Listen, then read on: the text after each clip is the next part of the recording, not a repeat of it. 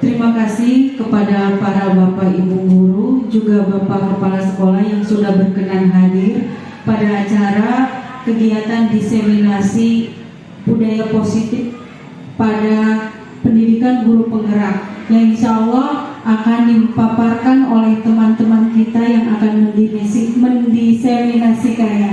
Untuk itu, untuk mengefektivitaskan waktu, marilah kita buka acara ini dengan pembacaan basmalah bersama-sama.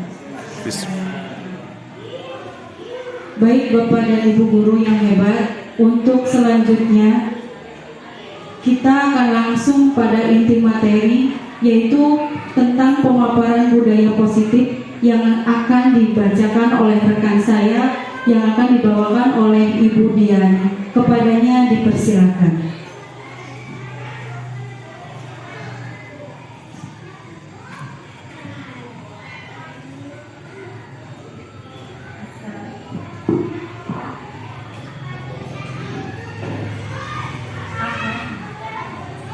Assalamualaikum warahmatullahi wabarakatuh. Selamat siang kepada Ibu Bapak Guru semuanya. Terima kasih kepada pengatur acara yang telah memberikan waktunya. Terima kasih juga kepada Bapak Kepala Sekolah dan rekan-rekan guru yang lainnya yang telah menyempatkan waktunya untuk menghadiri diseminasi. Diseminasi ini merupakan tugas saya di program pendidikan guru penggerak, yaitu menyebarkan pemahaman dan penerapan budaya positif.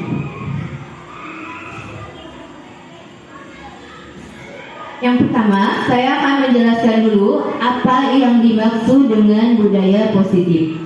Budaya positif di sekolah yaitu nilai-nilai dan kebiasaan-kebiasaan di sekolah yang berpihak pada murid agar mereka dapat berkembang menjadi pribadi yang kritis, penuh hormat, dan bertanggung jawab. Nah, ini merupakan beberapa contoh penerapan budaya positif di sekolah kita yang sudah kita terapkan. Yang pertama, membiasakan 5S, yaitu salam, sapa, sopan, dan santun. Nah, seperti bersalaman ketika bertemu dengan guru, mengucapkan assalamualaikum. Kemudian ada juga berkata santun, berkata sopan. Yang selanjutnya ini adalah kegiatan kebersihan, pembiasaan yang sudah kita lakukan di sekolah kita dan membuang sampah pada tempatnya. Kemudian kita juga menerapkan pembiasaan-pembiasaan lainnya seperti membaca ayat suci Al-Quran sebelum belajar, membiasakan literasi. Kemudian kita juga membiasakan anak-anak untuk makan sambil duduk. Dan yang terakhir, pembiasaan yang sudah biasa kita lakukan adalah melaksanakan sholat berjamaah, yaitu yang terdiri dari sholat duha dan sholat duhur berjamaah. Sebelumnya saya akan mengingatkan kembali, ini adalah yang saya pelajari di modul 1, yaitu tentang filosofi pendidikan Ki Hajar Dewantara. Tentunya kita sudah tidak asing lagi, kita sudah mengenal, kita di sekolah penggerak sudah belajar tentang filosofi pendidikan Ki Hajar Dewantara. Yang pertama, bahwa semua anak itu terlahir dengan bakatnya masing-masing. Semua anak itu unik. Yang kedua, budi pekerti. Yang ketiga, tugas guru menuntun bakat tersebut agar anak tumbuh dengan selamat dan bahagia. Kemudian, guru ibarat petani dan anak ibarat biji jagung. Yang kelima, kodrat alam dan kodrat zaman. Dan yang terakhir, berpihak pada anak. Nah, menurut filosofi pendidikan Ki Hajar Dewantara ini, karena anak itu berbeda-beda, berbeda latar belakang, berbeda juga karakter mereka, berbeda sifat, maka dalam pembelajarannya pun kita tidak bisa menyamaratakannya.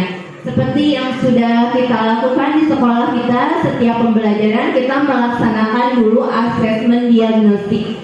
Yang selanjutnya, anak tersebut akan menerima pembelajaran sesuai dengan minat dan bakat mereka dan juga karakter mereka. Nah, berikut ini saya akan memaparkan konsep inti yang terdapat dalam modul 1.4. Yang pertama adalah disiplin positif dan nilai-nilai kebajikan universal. Yang kedua, teori motivasi, hukuman, dan penghargaan, dan restitusi. Yang ketiga, keyakinan kelas. Yang keempat, kebutuhan dasar manusia dan dunia berkualitas. Yang kelima, 5 posisi kontrol. Yang keenam, segitiga restitusi.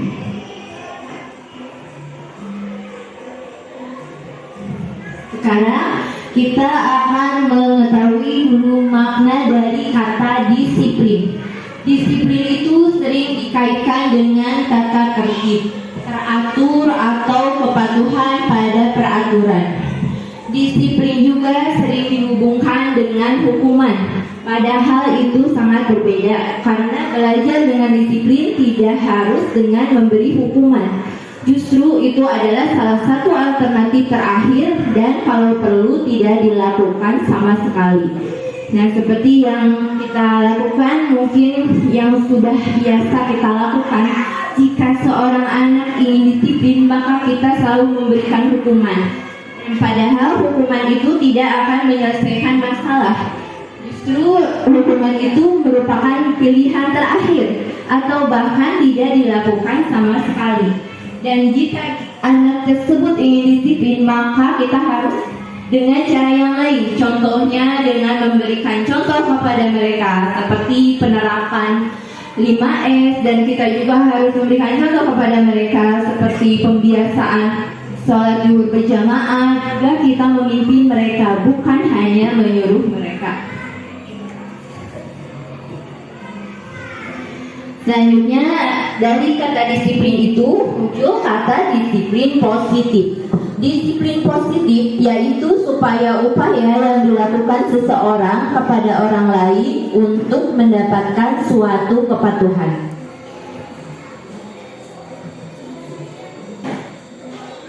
Nah, di sini ada perubahan paradigma. Paradigma itu merupakan cara pandang seseorang terhadap dunia. Yang pertama, untuk membangun budaya yang positif, sekolah perlu menyediakan lingkungan yang positif, aman dan nyaman agar murid-murid mampu berpikir, bertindak, dan mencipta dengan merdeka, mandiri, dan bertanggung jawab. Untuk mewujudkan budaya positif di sekolah, tentunya kita tidak bisa seorang diri melakukannya. Kita perlu berkolaborasi dengan semua pemangku kepentingan di sekolah, seperti kepala sekolah dan murid-murid juga. Dan selain itu juga peran orang tua di rumah juga sangat mendukung dalam penerapan budaya positif di sekolah. Yang kedua, lazimnya disiplin dikaitkan dengan kontrol. Dalam hal ini, kontrol guru dalam menghadapi murid. Nah, dalam hal ini, kontrol guru menghadapi murid, kita melakukan kontrol terhadap murid berbeda-beda ya. Terkadang kita melakukannya secara memaksa kepada anak-anak supaya mereka disiplin. Tetapi hal itu dirasa kurang efektif karena kita bisa menerapkan budaya disiplin di sekolah dengan cara yang lebih halus dan tidak memaksa. Nah, ini harus dipraktekkan ya. Ini dipraktekannya, cobalah buka. Nah, Anda duduk berdua di sini ya. Nah, salah satu dari teman Anda, dari teman sebangku Anda mengepalkan tangan. Coba. Mengepalkan tangan. Nah, yang satunya lagi menggoda teman Anda. Nah, bayangkan dalam tangan Anda itu ada hal yang berharga yang harus Anda lindungi. Kemudian teman Anda menggoda Anda. Contohnya dengan menggelitik, merayu, bahkan memberikan uang atau apa.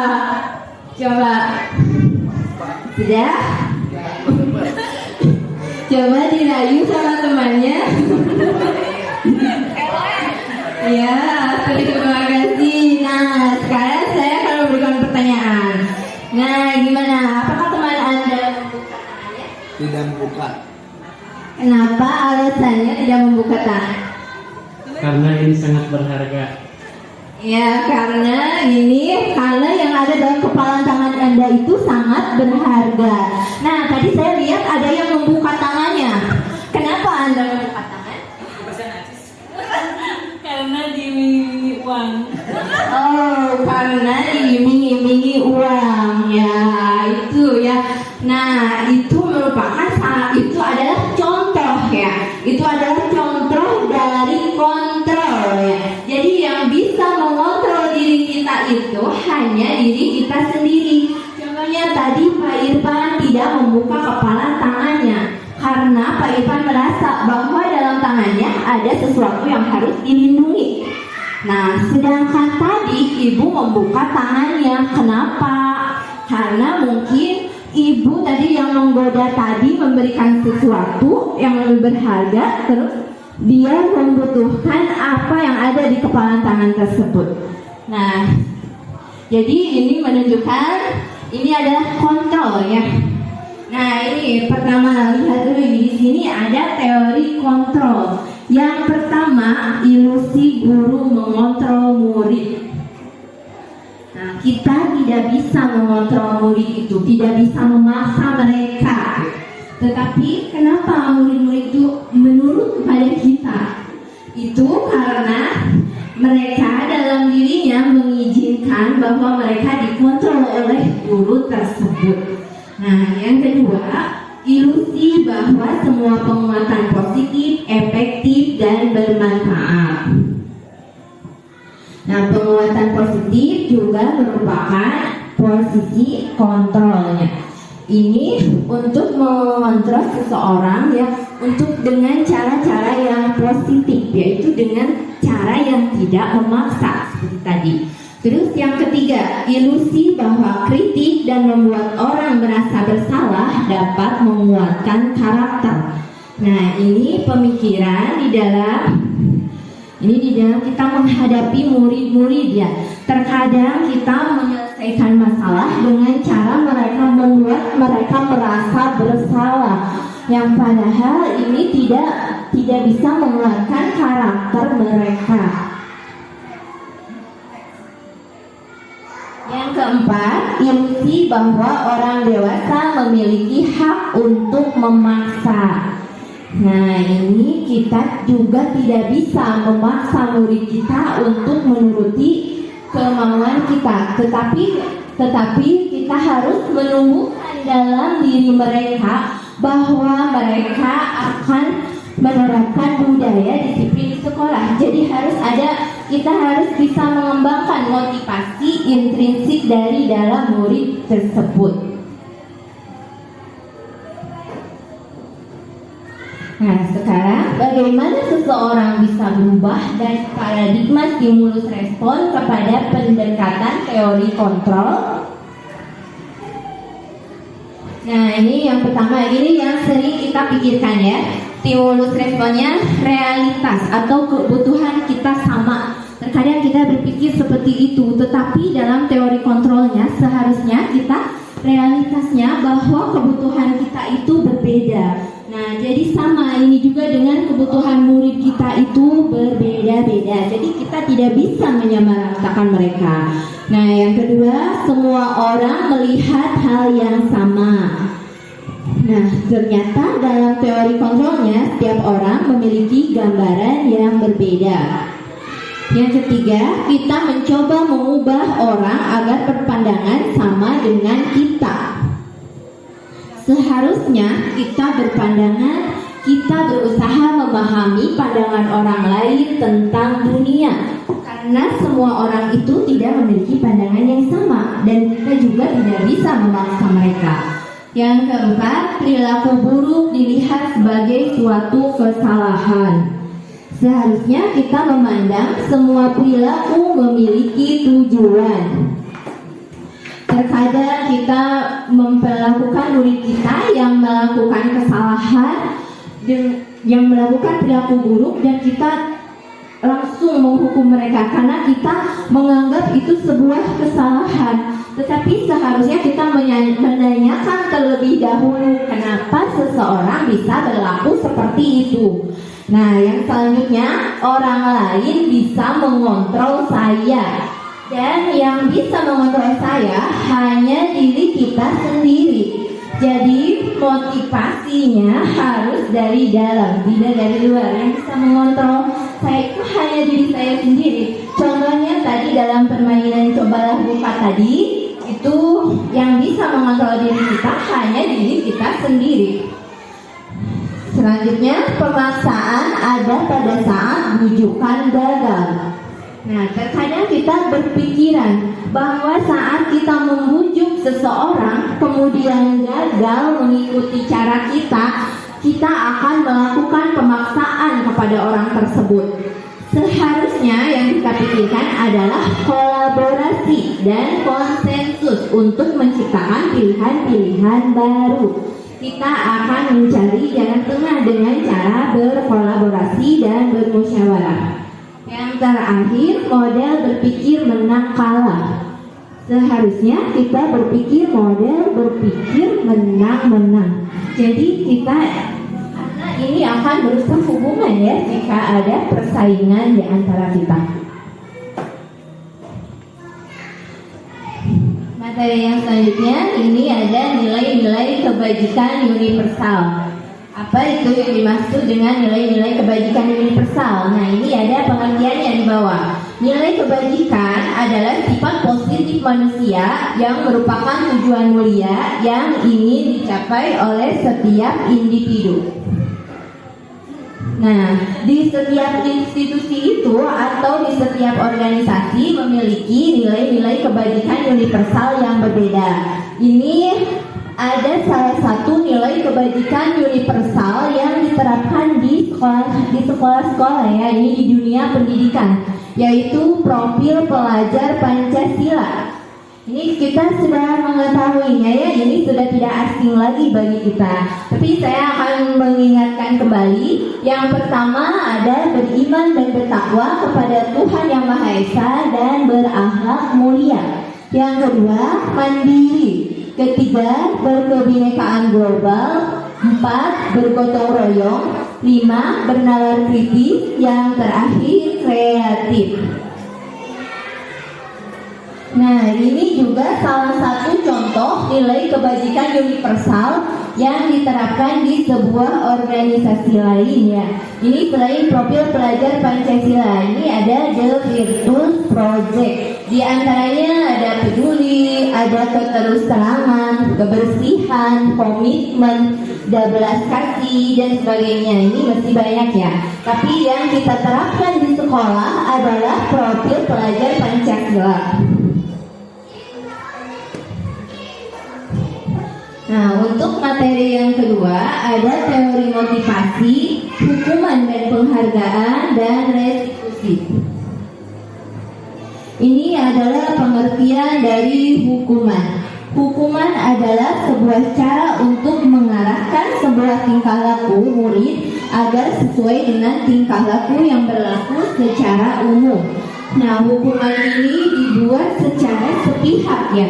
Jadi tanpa berkolaborasi dulu, tanpa berdiskusi dulu dengan siswa ataupun dengan yang lainnya. Ini dibuat sepihak biasanya oleh sekolah atau oleh guru.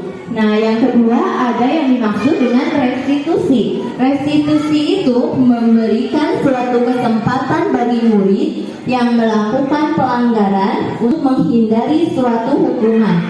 Karena guru perlu berbaik hati kepada murid tersebut. Yang terakhir ada konsekuensi, akibat langsung dari perbuatan yang dilakukan. Konsekuensi senantiasa memberikan pelajaran kepada murid yang melanggar aturan dan membuatnya agar mengikuti perintah kita. Nah, ini ada menurut Dian Borsen dalam bukunya Restructuring School Discipline. Ada 3 alasan motivasi perilaku manusia, diantaranya yang pertama untuk menghindari ketidaknyamanan atau hukuman. Nah, sebagai contoh, sekarang saya mau tanya dulu, Bapak atau Ibu guru ke sekolah karena takut hukuman atau karena ada motivasi dari dalam diri Ibu atau Bapak sendiri? Dua-duanya. Ada motivasi dan hukuman. Ada motivasi dan hukuman. Dua-duanya. Oh, jadi Bapak dua-duanya.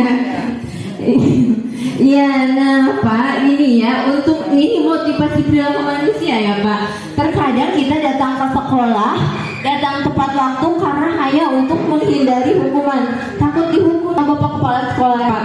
Pun anak-anak juga terkadang mereka berpikir seperti itu. Nah, itu merupakan motivasi dari luar, berarti tidak ingin menghadapi sebuah permasalahan.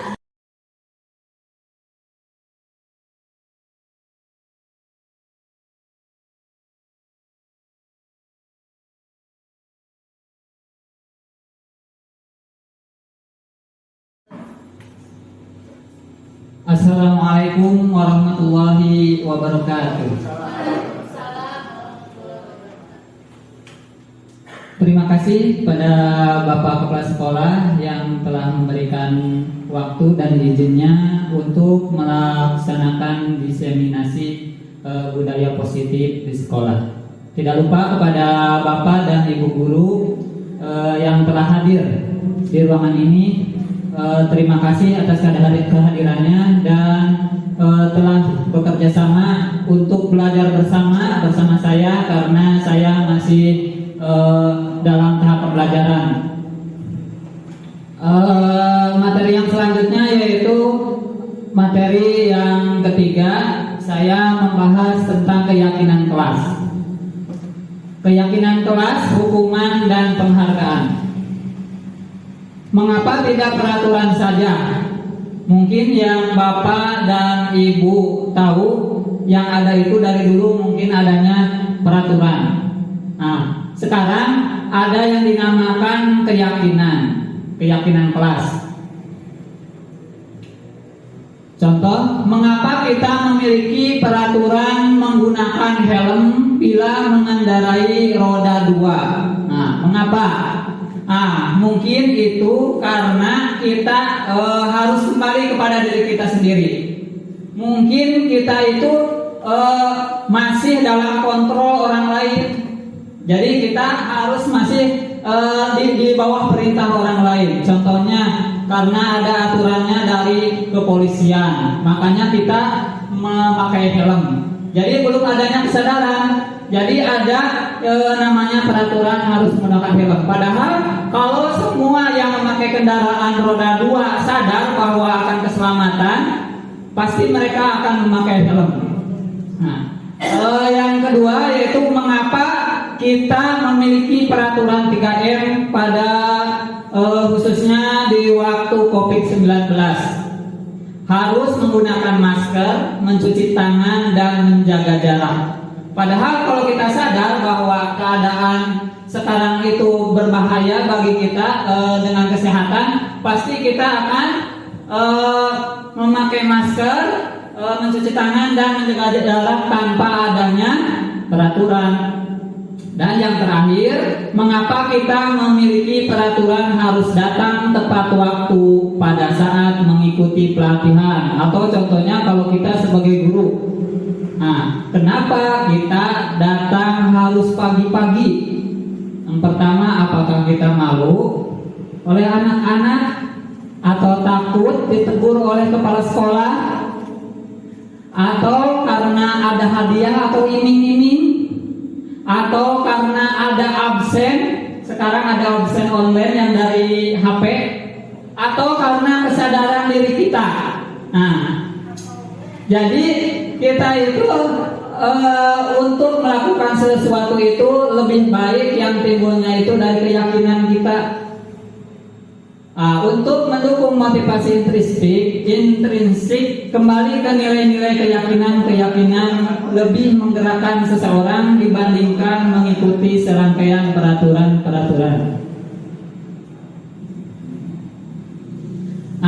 Karena kita di sini basicnya sebagai guru atau mengajar, maka kita akan membahas keyakinan kelas. Keyakinan kelas adalah kebajikan atau prinsip-prinsip universal yang disepakati bersama secara universal, lepas dari latar belakang suku, negara, bahasa maupun agama. Nah, jadi keyakinan kelas itu kita buat secara terbuka tanpa memandang apapun perbedaan yang ada di antara kita atau di antara peserta didik. Jadi untuk membuat keyakinan kelas, sebelumnya guru itu harus memberikan sosialisasi kepada peserta didik apa yang dinamakan keyakinan kelas, atau menjelaskan pula kepada peserta didik makna dari disiplin yang telah tadi disampaikan oleh Bu Diani di materi sebelumnya. Bila sudah mengetahui dan sudah mengerti apa yang dinamakan disiplin dan apa itu keyakinan kelas, maka guru menyuruh peserta didik untuk membuat keyakinan kelas. Keyakinan kelas biasanya menghindari kata-kata tidak, menghindari kata-kata jangan. Jangan membuang sampah sembarangan, diganti dengan membuang sampah pada tempatnya. Jadi menghindari kata-kata tidak atau jangan. Jadi kata-kata positif yang dibuat, seperti jangan berbicara kasar di sekolah. Nah, diganti. Jadi kata-katanya itu berbicara sopan di lingkungan sekolah. Nah, seperti itu contohnya. Pembentukan keyakinan kelas. Keyakinan kelas bersifat abstrak daripada peraturan yang lebih rinci dan konkret. Yang kedua, keyakinan kelas berupa keyakinan kelas berupa pernyataan-pernyataan yang universal, jadi yang secara umum, jadi tidak terikat. Pernyataan keyakinan kelas senantiasa dibuat dalam bentuk positif seperti tadi, jadi menghindari kata-kata tidak atau jangan. Keyakinan kelas hendaknya tidak terlalu banyak sehingga mudah diingat dan dipahami. Jadi maksud tidak terlalu banyak itu tidak terlalu panjang dibuatnya, jangan terlalu panjang. Jadi anak-anak akan mudah mengingatnya, walaupun mereka yang membuatnya, tapi mereka diarahkan untuk membuat kalimat yang singkat. Apalagi kalau anak-anak SD, ya kalau untuk membuat kalimat itu agak susah. Jadi mungkin kalau di SD itu dalam membuat keyakinan kelas itu harus diiringi oleh kita ya. Yang selanjutnya, semua warga kelas sebaiknya ikut berkontribusi dalam membuat kegiatan kelas lewat curah pendapat. Jadi setelah keyakinan kelas dibuat oleh anak-anak,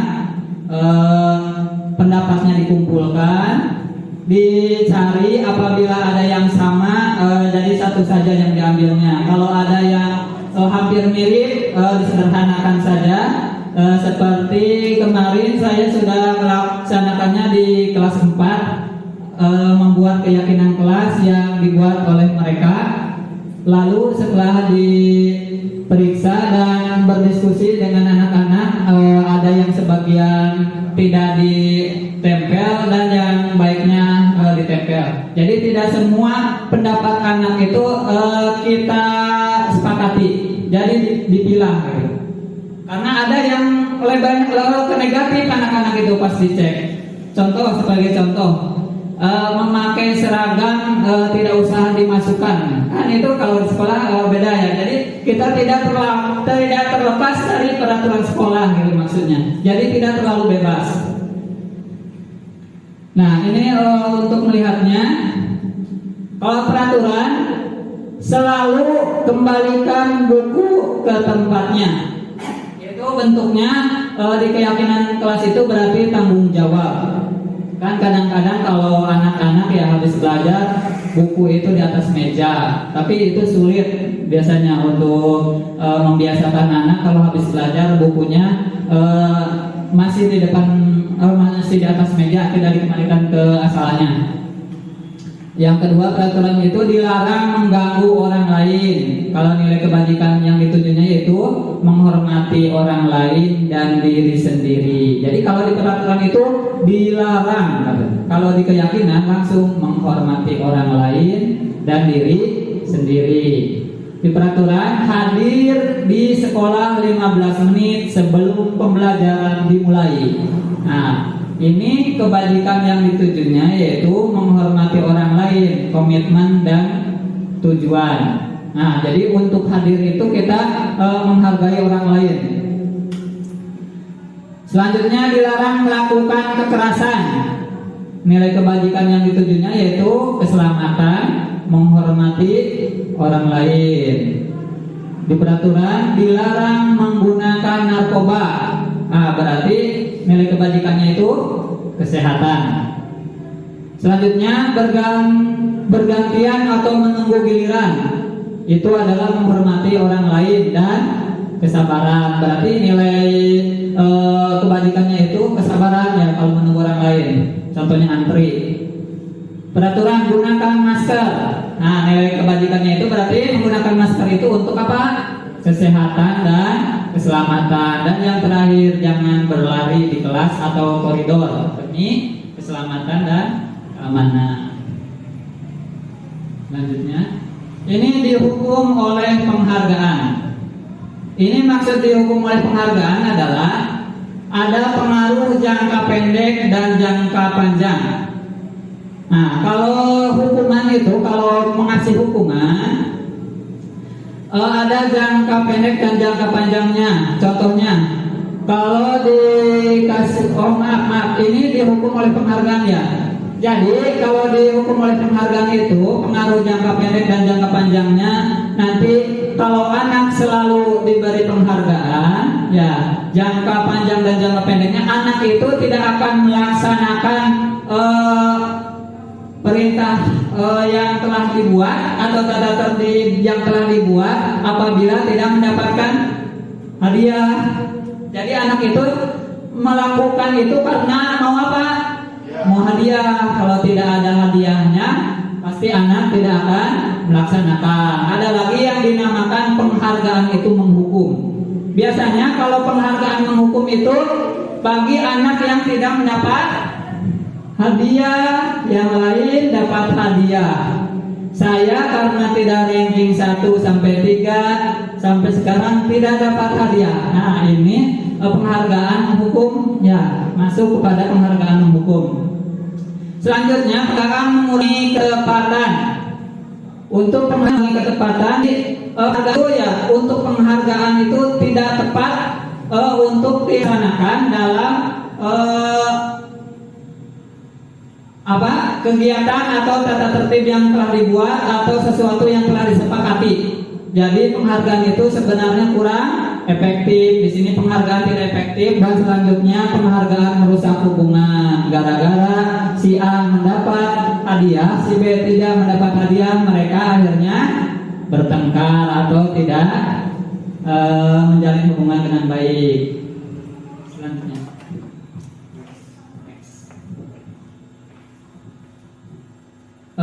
Ini tindakan buruk dan hukuman atau konsekuensinya. Yang pertama yaitu mencatat 100 kali di dalam buku kalimat saya tidak akan terlambat lagi karena terlambat sekolah, berarti ya. Bertanya ke Pak Ohim, Bapak, menurut Bapak ini hukuman atau konsekuensi? Konsekuensi. Yang kedua, lari mengelilingi lapangan basket 2 kali karena terlambat sekolah. Ibu ya. Hukuman. Yang ketiga, murid diminta untuk push up 15 kali karena tidak menggunakan masker ke sekolah. Menurut Ibu. Hukuman. Bagian yang mana? Menggantikan kertas belum ya? Menggantikan kertas tugas teman yang telah dicoret-coret. Menurut Pak Kepala Sekolah, konsekuensi. Membersihkan tumpahan air di meja tulis karena tersenggol pada saat belajar. Menurut Pak Nalim, olahraga. Apa hukuman atau konsekuensi? Konsekuensi. Meminta murid tidak mengenakan sepatu seharian. Bayangkan di sekolah karena tidak mengenakan sepatu hitam. Apa? Hukuman. Yang terakhir, lari mengelilingi lapangan basket 2 kali karena terlambat 10 menit untuk pelajaran olahraga. Apa kira-kira? Hukuman. Untuk jawabannya kita lihat. Next. Ya, ini mencatat 100 kali di dalam buku kalimat saya tidak akan terlambat lagi karena terlambat sekolah itu merupakan hukuman. Karena ini bersifatnya sepihak, ya, tanpa ada kesepakatan terlebih dahulu. Terus ini tidak ada gunanya bagi yang dihukum. Kenapa harus menulis sebanyak itu? Apa gunanya? Jadi mungkin ini kurang bermanfaat dan ini biasanya kalau hukuman itu sepihak. Kadang-kadang si anak tidak tahu kalau terlambat itu apa konsekuensinya. Jadi sekaligus oleh gurunya disuruh menulis. Nah ini biasanya yang seperti ini yang sepihak hukuman. Yang kedua, lari mengelilingi lapangan basket 2 kali karena terlambat hadir di sekolah. Kenapa harus mengelilingi lapangan ya? Nah, kecuali kalau bagian olahraga, kan ini tidak ada kata-kata bagian pelajaran apanya, jadi tidak jelas. Ini merupakan hukuman. Yang ketiga yaitu hukuman. Kenapa hukuman? Murid diminta untuk push up 15 kali. Sama ini seperti nomor 2. Jadi hukuman itu biasanya menyakitkan si korban. Kalau menyakitkan biasanya itu berupa hukuman. Yang selanjutnya menggantikan kertas tugas teman yang telah dicoret-coret. Kenapa ini konsekuensi? Nah, karena kita telah mencoret-coret kertas temannya sehingga harus menggantinya. Kan itu konsekuensi. Yang dicoret-coretnya kertas, yang digantikannya juga kertasnya. Jadi itu konsekuensinya. Yang selanjutnya membersihkan tumpahan air di meja tulis karena tersenggol pada saat belajar. Ini juga sama konsekuensi. Kalau membersihkan tumpahan air di meja tulis karena terlambat datang sekolah itu hukuman. Ini karena menyambung, karena si dia menyenggol air di meja, terus dia yang membersihkannya itu nyambung, berarti itu konsekuensi. Yang selanjutnya yaitu murid disuruh untuk mengenakan sepatu seharian di sekolah karena tidak mengenakan sepatu hitam. Murid disuruh untuk mengenakan, mungkin ini salah cetak ya, seharusnya murid disuruh tidak mengenakan sepatu seharian, mungkin ini salah ketik. Nah ini bentuknya hukuman. Yang terakhir, lari mengelilingi lapangan basket 2 kali karena terlambat 10 menit untuk pelajaran PJOK. Nah, kalau untuk pelajaran PJOK ini nyambung. Kalau yang tadi, yang push up dan yang basket kan itu pelajarannya tidak ditentukan bagian pelajaran apa. Karena yang terakhir ini bagian pelajaran PJOK, jadi nyambung. Lari mengelilingi lapangan basket, jadi sesuai ya, karena pelajarannya olahraga, makanya tidak hukuman tapi konsekuensi. Biasanya hukuman tidak menyambung ya, kalau konsekuensi menyambung. Nah, sekarang perbedaan hukuman dan konsekuensi. Hukuman, sesuatu yang menyakitkan harus terjadi. Jadi tadi saya juga ya. Kalau hukuman itu menyakitkan si korban, ini nyambung ya, sesuatu yang menyakitkan. Konsekuensi sesuatu harus terjadi. Kalau konsekuensi seperti tadi menyenggol gelas, lalu membersihkannya atau membereskannya. Yang kedua, membuat anak sakit fisik. Contohnya seperti tadi disuruh mengelilingi lapangan atau disuruh push up ya. Kalau konsekuensi membuat anak merasa tidak nyaman. Jadi hanya tidak nyaman dalam jangka waktu pendek. Nah gitu. Yang selanjutnya, anak membenci kedisiplinan. Jadi anak benci, bukannya dia jadi disiplin, tapi malah benci kedisiplinan. Kalau di konsekuensi, anak menghargai disiplin. Ya, jadi mereka tahu, seharusnya begini, seharusnya begini. kalau di hukuman anak malah jadi jadi tidak jadi membenci kedisiplinan. Yang kedua, hukuman itu adalah paksaan. Anak dipaksa untuk mengelilingi lapangan, contohnya karena terlambat. Yang selanjutnya yaitu di konsekuensinya yaitu stimulus tanggapan. Jadi anak tanggap apa yang mereka lakukan, kesalahan apa yang mereka lakukan, mereka harus bertanggung jawab. Hukuman yaitu mendorong anak menyakiti diri sendiri. Contohnya tadi kata Bu Diani di materi sebelumnya ada anak yang disuruh ke depan lalu pegang hidung ya kalau nggak salah. Nah jadi itu bisa menyakiti diri sendiri apalagi sampai angkat kaki. Ya mungkin ada pengalaman di Bapak Ibu guru kalau zaman dahulu karena mungkin saya juga pernah menjadi anak sekolah pernah seperti itu ya. Di konsekuensinya mendorong anak agar mudah menyesuaikan diri. Selanjutnya konsep diri yang buruk dikonsekuensi konsep diri yang baik. Selanjutnya anak belajar untuk menyembunyikan kesalahannya. Contohnya begini, anak membawa mainan atau main bola di depan sekolah. Karena takut dihukum oleh seorang guru, maka anak berbohong. Bolanya disembunyikan. Pas ditanya siapa yang bawa bola, nggak ada. Tadi siapa yang main bola, nggak tahu.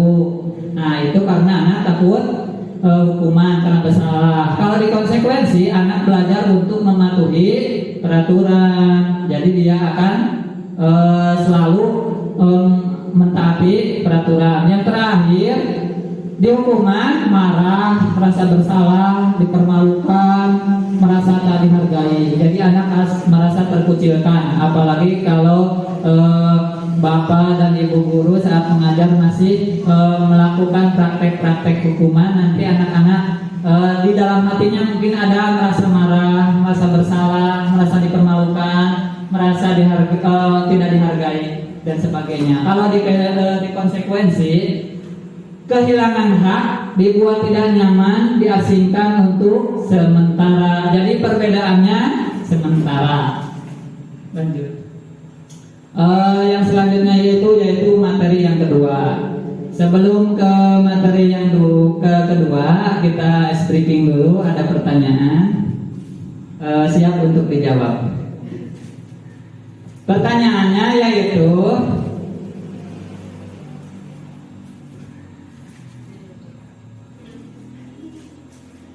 kembang apa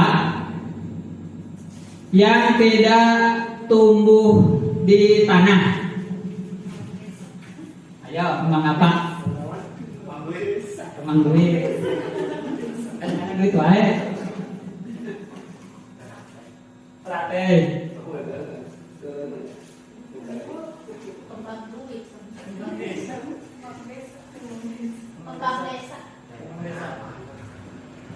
Yang paling tepat yaitu kembang api. Kembang api kan tidak tumbuh di tanah. Yang selanjutnya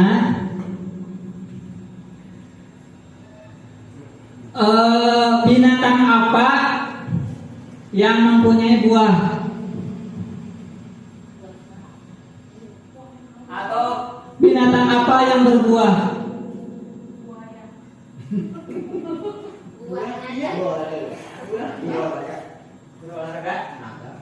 Oh, 100. Jadi binatang yang mempunyai atau yang berbuah adalah naga karena ada buah naga. Karena takut kesorean dilanjutkan saja. 2 cukup. Yang selanjutnya adalah kebutuhan dasar manusia. Kebutuhan dasar manusia itu yang pertama yaitu kebutuhan untuk hidup. Ya. Jadi manusia itu melakukan sesuatu itu pasti ada alasannya. Yang pertama karena kebutuhan hidup, yang kedua cinta kasih, yang ketiga kesenangan, penguasaan dan kebebasan. Lanjut. Ini ada kasus di sekolah. Ibu Ani guru kelas 5 di SD Pelita Hati sedang bingung menghadapi ulah salah satu murid di kelasnya, namanya Agus. Kebetulan Pak Agus tidak ada. Beberapa anak telah datang dan mengeluhkan Agus yang seringkali meminta bekal makan siang dengan paksa. Jika Anda menghadapi situasi seperti Ibu Ani, apa yang akan Anda lakukan? Bagaimana? Apa lagi? Siapa lagi yang mau berpendapat? Apa yang akan Ibu lakukan apabila ada anak yang selalu meminta makanan secara paksa? Dinasehati, ditanya apa alasannya. Jadi yang pertama ditanya dulu. Jadi apa alasannya melakukan hal itu? Lanjut Bu. Dalam konteks penerapan disiplin positif, Ibu Ani sebaiknya mencari tahu alasan Agus melakukan tindakan tersebut agar mengetahui kebutuhan mana yang sedang berusaha dipenuhi Agus. Jadi jangan langsung kita tegur. Jadi kita harus mencari tahu dulu permasalahan si Agus. Kenapa si Agus selalu marah? Kenapa selalu memaksa minta makanan pada temannya? Kasus pertama, apabila jawaban Agus karena ia lapar dan orang tuanya tidak membawakan bekal makan siang, berarti Agus itu kebutuhannya adalah bertahan hidup. Banyak orang untuk bertahan hidup melakukan kesalahan-kesalahan atau kejahatan, bisa mencuri, ya, membegal dan sebagainya. Karena itu untuk hidupnya. Jadi kalau dia tidak melakukan hal itu, mungkin dia tidak akan hidup. Contohnya seperti itu. Itu jadi si Agus itu berarti untuk bertahan hidup kalau si Agus tidak dibekali oleh orang tuanya dan kalau dia lapar. Yang kedua, apabila jawaban Agus karena ia senang temannya jadi memperhatikan dia, jadi ingin diperhatikan teman, contohnya teh. Ya, karena ingin diperhatikan dia, temannya, berarti kebutuhannya adalah cinta dan kasih sayang. Jadi dia mau diterima, jadi dia berulah. Padahal dia tidak lapar, tapi dia mau diperhatikan. Wah, itu si Agus selalu minta makanan.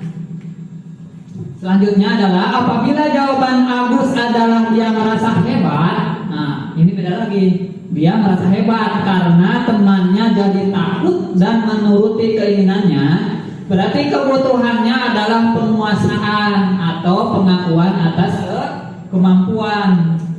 Nah, jadi bakat anak atau sifat anak berbeda-beda. Yang selanjutnya, apabila jawaban Agus karena dia merasa bosan dengan bekal yang dibawakan ibunya. Nah, padahal si Agus dikasih bekal oleh ibunya, tapi bagaimana? Bosan, selalu dibawakan bekal yang sama, asin deui. Nah, kebutuhannya adalah kebebasan atau kebutuhan akan pilihan. Jadi mau bebas, mau milih. Biasanya si Agus dikasih tempe nih. Nah, kalau yang lainnya ada yang bawa daging, jadi si Agus mau daging, mau bebas, gak mau tempe terus. Nah, itu. Yang selanjutnya adalah apabila jawaban Agus adalah karena iseng saja, dia menikmati ekspresi wajah temannya yang kesal karena diambil makanannya. Kebutuhannya adalah kesenangan. Jadi dia mungkin senang kalau usil kepada temannya, padahal dia tidak ada keperluan makan, ya, tapi cuma iseng saja kepada temannya. Itu berarti kebutuhannya adalah kesenangan. Next. Mungkin materi dari saya dicukupkan sekian karena posisi kontrol akan dilanjutkan oleh Bu Darsini. Mohon maaf kepada Bapak dan Ibu Guru apabila ada kesalahan dalam penyampaian karena saya masih dalam proses pembelajaran. Mohon tanggapannya kepada Ibu Bapak Guru.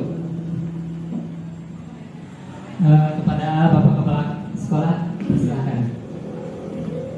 Bismillah, Assalamualaikum warahmatullahi wabarakatuh. Terima kasih Bapak Imam yang memberikan waktu untuk memberikan tanggapan atau mudah-mudahan mungkin hasil dari memperhatikan diseminasi pada waktu ini. Kalau melihat yang disampaikan oleh Pak Imam, dan saya tahu dari awal Pak Imam mendaftar jadi guru penggerak, alhamdulillah banyak kemajuan bagi Pak Imam, mulai dari cara berpresentasi juga cara membuat aplikasinya, dan materi-materinya sangat dibutuhkan dan sangat dikuasai oleh Pak Imam. Dan diseminasi ini harus dilanjutkan karena teman-teman yang lain di sekolah sangat membutuhkan supaya ada lanjutan untuk diseminasi kepada guru-guru yang lainnya, supaya semua guru di SD 1 Daya Luhur ini menguasai tentang materi ini untuk merubah atau menerapkan kepada para murid di SD 1 Daya Luhur. Apalagi SD 1 Daya Luhur merupakan salah satu sekolah penggerak di program pemerintah yang sama. Jadi dengan adanya guru Pak Imam dan Ibu Diani sangat menunjang untuk merubah atau membuktikan atau menjalankan kurikulum merdeka di sekolah penggerak ini. Terima kasih, Pak Imam sangat hebat, sangat luar biasa, dan lanjutkan. Wassalamualaikum warahmatullahi wabarakatuh. Terima kasih kepada Bapak Kepala Sekolah yang telah memberikan tanggapannya. Yang kedua, saya minta kepada guru yang paling senior di SDN 1 Daya Luhur, yaitu pada Bapak Ohim. Silakan. Bismillahirrahmanirrahim. Assalamualaikum warahmatullahi wabarakatuh. Yang saya hormati Pak Kepala SD 1 Daya Luhur, dalam kesempatan ini Pak Imam beserta teman rekan CGP pada pemaparan materi yang barusan kita tanggapi, yang saya tanggapi. Ini saya menyoroti dua hal Pak, tentang konsekuensi dan hukuman. Yang mungkin pada dasarnya ini kita bagaimana menerapkan secara tiba-tiba Pak. Apakah ini harus hukuman atau konsekuensi? Ini barangkali yang sangat sulit diterapkan. Belum kita itu misalnya memberikan kalimat ini, ternyata setelah dilakukan ternyata ini harus konsekuensi. Itu saja barangkali yang kita harus berhati-hati kapan melakukan konsekuensi dan hukuman Pak, begitu. Jadi salah-salah kata, salah-salah tindakan barangkali sesuatu yang perlu dipikirkan oleh kita selaku guru yang setiap hari kita bekerja, dan juga barangkali Pak Imam dan teman-teman selalu CGP yang mungkin ini pembelajaran yang sangat berharga sekali. Terima kasih. Wassalamualaikum warahmatullahi wabarakatuh. Terima kasih kepada guru senior kita Ohim atas mana. Jadi kita itu dalam melakukan sesuatu kepada anak, apakah ini hukuman atau konsekuensi, dan kebingungan gitu mungkin Pak. Akhirnya penyampaian dari saya cukupkan sekian. Mohon maaf apabila banyak kekurangan atau kesalahan. Wabillahi ya. Wassalamualaikum warahmatullahi wabarakatuh.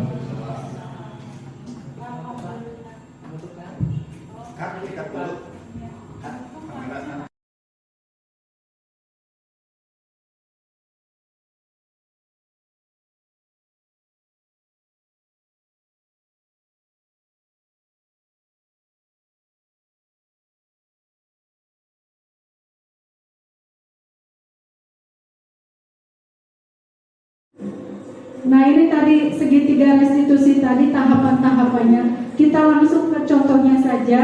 Contoh penerapan segitiga restitusi pada sebuah kasus.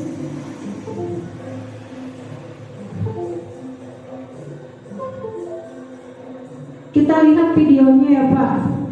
Ada dua kasus, dua permasalahan anak yang harus direstitusi oleh guru kelasnya.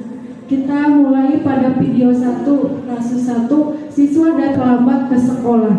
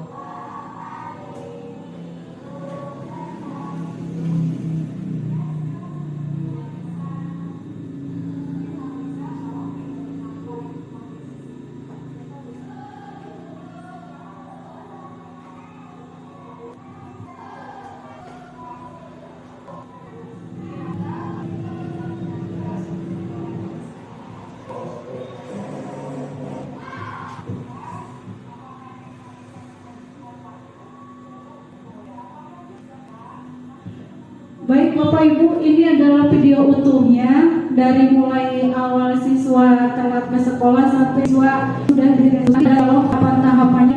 Yang pertama, lihat slide pertama itu adalah identitas.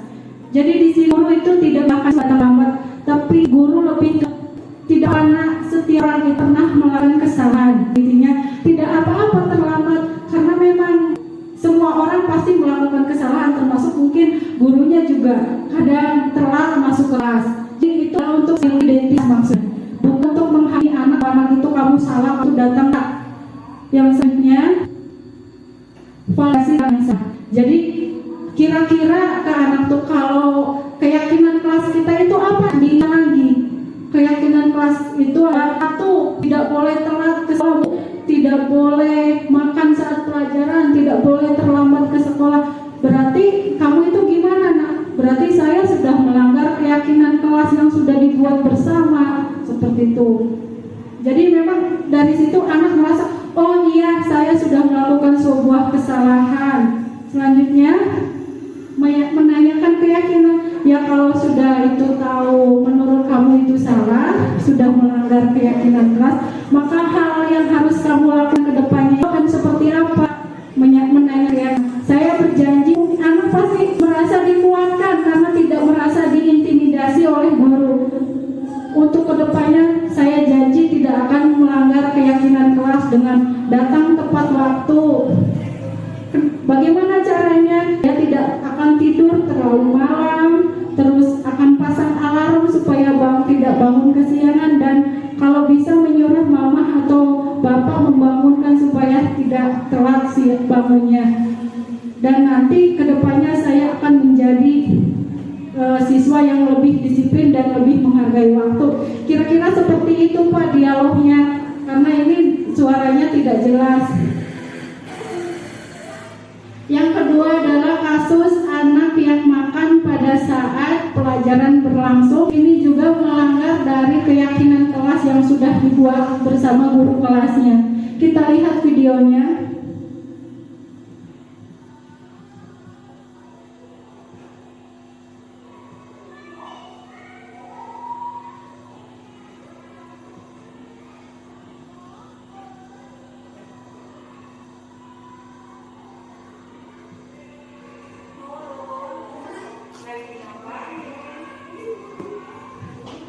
Lagi makan lontong.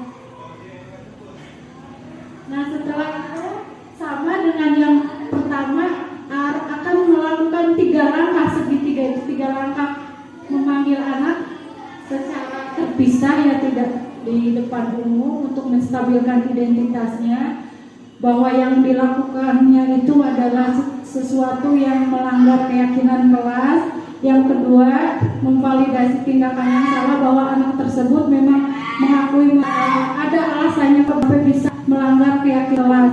Yang selanjutnya, berjanji bahwa sudah ada motif intrinsik, ada diri yang timbul anak untuk tidak melakukan atau mengulangi, serta tahu solusi dan bagaimana mensiasatinya supaya tidak melanggar keyakinan kelas lagi. Jadi seperti itu fungsinya dalam penerapan program disiplin positif ini. Hendaknya guru memiliki standar kepribadian, profesional, dan juga sosial yang baik, di mana guru mampu berefleksi posisi kontrolnya saat ini, bagaimana perjalanan dirinya sebagai seorang among. Among itu adalah kalau itu lebih ke fasilitator. Jadi guru itu bukan sesuatu yang memaksakan siswa, tapi sebagai pendamping yang mengarahkan atau menuntun siswa sesuai bakat dan minat yang dimiliki oleh siswa. Jadi guru itu hanya sebagai among belajar dan akan menjadikan manusia yang mandiri, merdeka, dan bertanggung jawab. Dan ini sesuai dengan standar pendidikan nasional kita. Jadi untuk selanjutnya ini, guru bergerak Indonesia maju. Setuju Pak Bu? Sekali lagi kita ucapkan, guru bergerak Indonesia maju. Guru bergerak Indonesia maju. Sekali lagi, guru bergerak Indonesia maju. Yes, ulangi. Guru bergerak Indonesia maju. Yes. burung cendrawasih. Cukup sekian, terima kasih. Mohon maaf Bapak Ibu atas salah kata dalam penyampaiannya. Saya akhiri presentasi ini dan semoga ada manfaatnya bagi saya dan juga bagi rekan guru semua. Terima kasih. Billahi taufiq wal hidayah. Wassalamualaikum warahmatullahi wabarakatuh.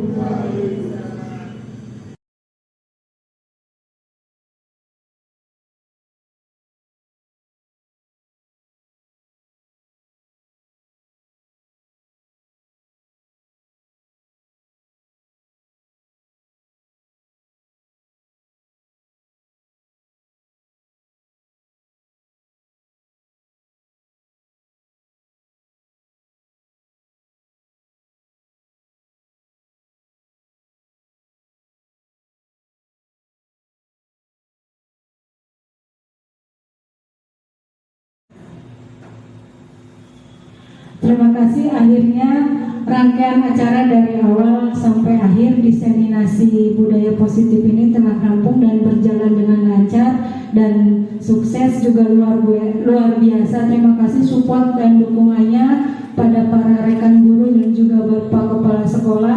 Kami selaku pengatur acara mohon pamit dan mohon undur diri. Sampai ketemu di kesempatan lain.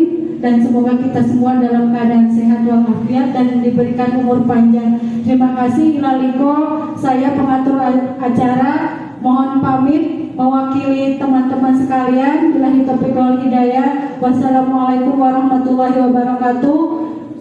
Dan acara di seminasi ini saya tutup dengan ucapan hamdalah bersama-sama.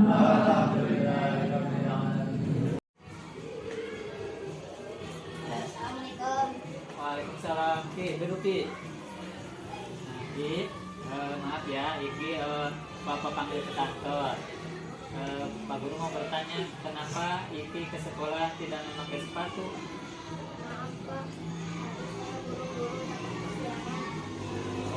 Oh iya, tidak apa-apa. Semua orang kan pasti pernah melakukan kesalahan. Seperti teman kamu kemarin Fajar juga sama melakukan kesalahan. Sekolah tidak memakai sepatu. Tapi kan kesalahan itu pasti ada alasannya. Kenapa? Coba alasannya. Ya Pak, saya bangun kesiangan dan saya terburu-buru berangkat.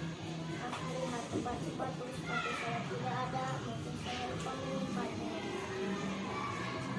Dengan begini, kamu pasti telah melanggar keyakinan kelas. Coba, apakah kamu melanggar atau tidak? Melanggar Pak. Melanggar, bagus ya kamu tahu. Coba keyakinan kelas apa yang telah Iki langgar? Saya tidak memakai sepatu sekolah.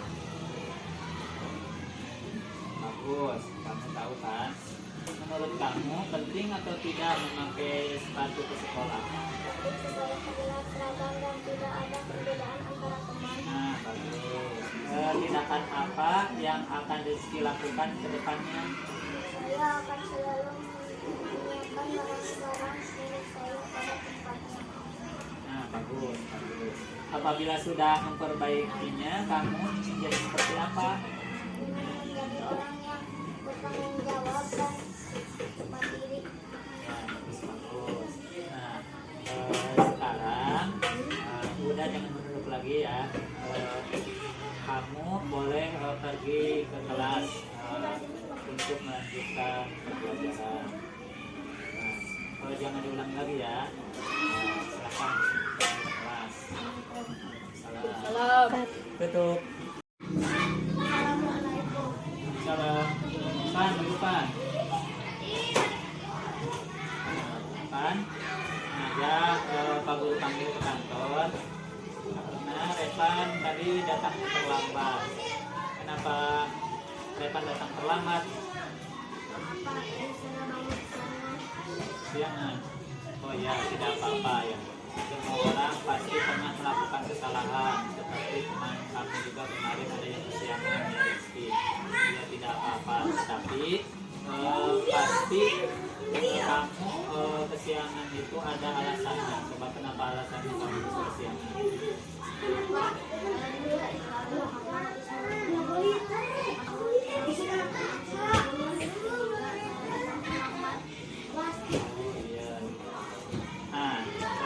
Guru mau bertanya.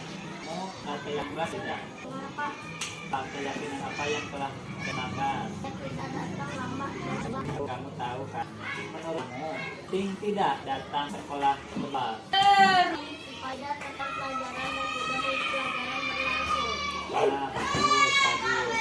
Terus tindakan Repan apa kedepannya yang akan Repan lakukan? Saya akan tidur lebih awal supaya tidak kesiangan lagi. Nah, bagus, bagus. Nah, apabila sudah memperbaiki kesalahan kamu, coba apa yang Repan inginkan ke depannya atau ingin menjadi seperti apa Repan itu ke depannya?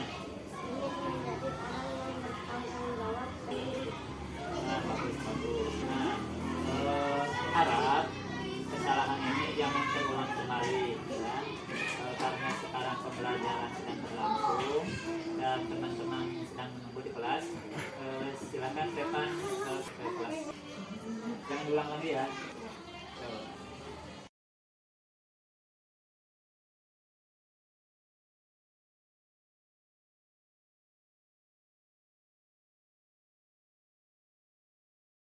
Assalamualaikum, nama saya Rizky, siswa kelas 4 SDN 1 Dailuhur.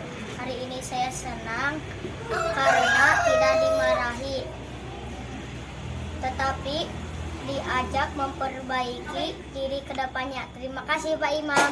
Wassalamualaikum warahmatullahi wabarakatuh. Assalamualaikum, nama saya Repan, siswa kelas 4 SDN 1 Dailuhur. Hari ini saya senang tidak dimarahi karena melakukan kesalahan, tapi saya memperbaiki diri ke depannya. Terima kasih Pak Imam.